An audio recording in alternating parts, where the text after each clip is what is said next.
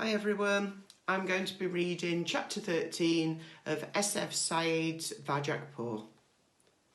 Vajak's head hung low. He could hear more monsters in the distance, coming closer. He couldn't face looking at them. What was the point? He knew now that they'd never stop and help him, not in a million years. He'd failed to do the one and only thing he'd ever been trusted with. What good was he to anyone? Julius was right. He was no Mesopotamian blue and never would be. He was an insect. Worse than an insect. He was a disgrace to the name of Jalal. He'd failed. Vajak glanced up at the hill far away on the other side of the park. There was no way he could go back there, not without a dog.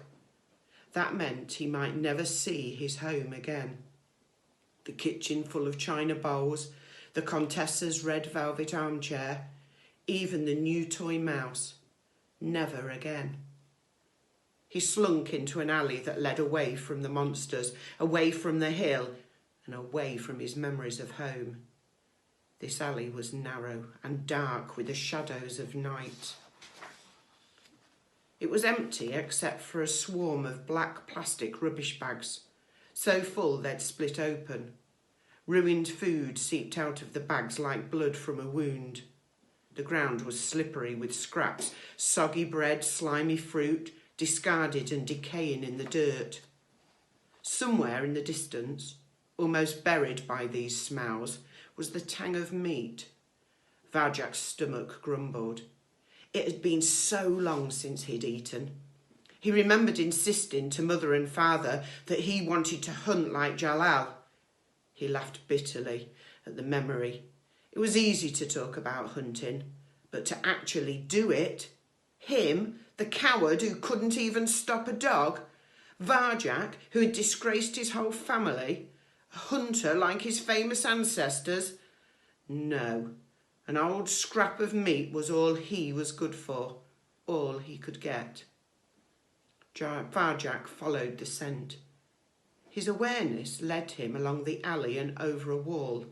He came down into the most desolate place he had seen. It was an enclosed courtyard. The sky was hidden here. He'd lost the moon and stars.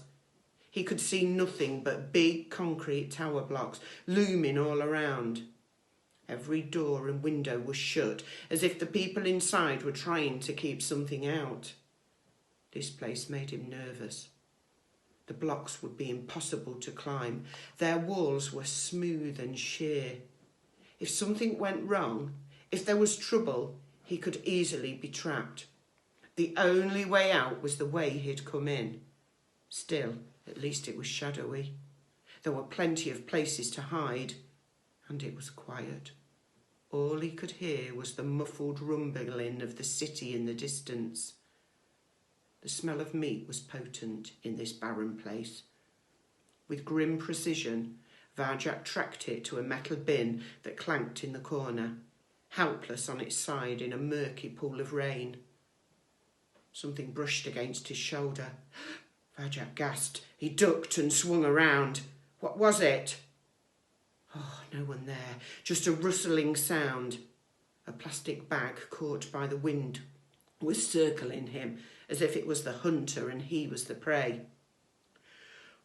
He let out his breath, told himself not to be so nervous, and turned back to the bin. The smell of the meat wasn't quite so nice close up. It was rancid and rotten. That was why he'd picked it up from so far away. His nose wrinkled. This wasn't how he'd imagined life outside. If only he could have a bowl of the gentleman's caviar now. But this was all he deserved. Vajak moved towards the bin, and with that the world erupted into violence. Out of the shadows, those perfect hiding places, 5 fully grown tomcats sprang. Not one of them wore a collar. Vajak put up his paws to defend himself. They were too fast. In a vicious blur of speed, they slammed him to the ground and pinned him there. The biggest, A massive, muscly Ginger Tom towered over him. It ripped his cheek with claws and sharp and white as lightning. Varjak howled with pain. "These are our bins, sonny," yelled the Ginger, "and don't you forget it." Varjak wrenched a paw free and lashed back.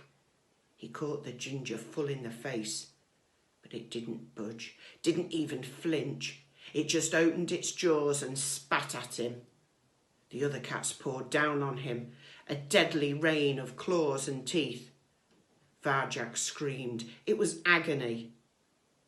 "What do you know about the vanishings?"